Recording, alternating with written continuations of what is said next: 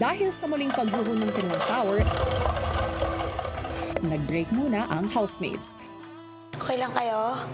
Wala siya sa akin. Na-frustrated. Ay, ma'am. Frustrated lang. Tsaka parang sobrang annoying din kasi nung gamot. Sino nakalaglag kanina ba? Siya. Parang nagulat ako nung mag-vlog siya. Pero okay lang naman. Okay lang nga eh. Tinatry ko lang i-figure out. Ganyan, rest your mind ka lang. Wala. Ako na-shock lang ako sa narinig mo, diba? Sali ka. Huwag mo Huwag mo ko ano yun ah. Parang ganun. Teka, may nasabi ba ako? Wala.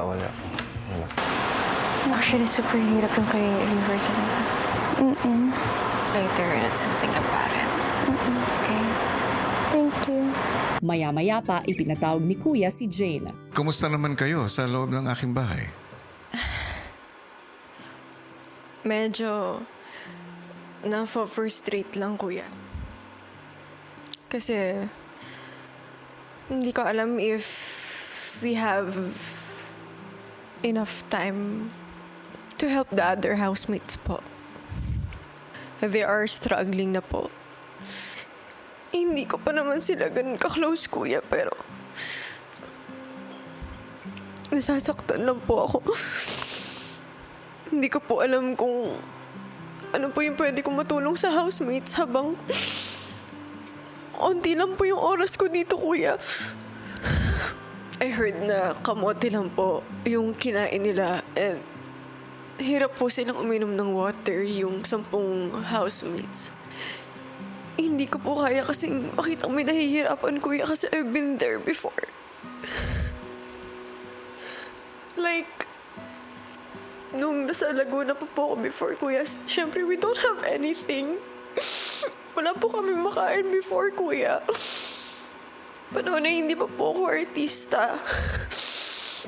And nagpa-flashback lang sa akin, Kuya, yung mga moments na ganun.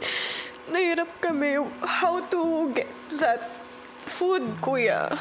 Nung time na namatay yung dad ko, ako po yung naging poste po, pati sandalan po ng mother and brother ko, Kuya. Ako po yung nag-step up for us. And it's a big adjustment kasi, Kuya, ako po yung bunso. And because of that situation, naging protective po ko sa lahat ng tao, Kuya. Ngayon ko lang nalaman na ang tunay na Jane ay mas malakas. Mas pinatatag ng kanyang mga pinagdaanan. Kaya naman, hanga ako. You are a real hero. Lalong-lalo na para sa mga mahal mo. Thank you, Kuya.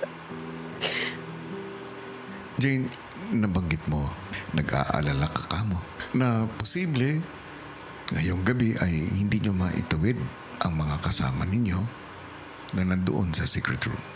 Kaugnay nito, meron akong offer para sa iyo. Ito'y isang special task, Jane, para sa iyo. Okay po.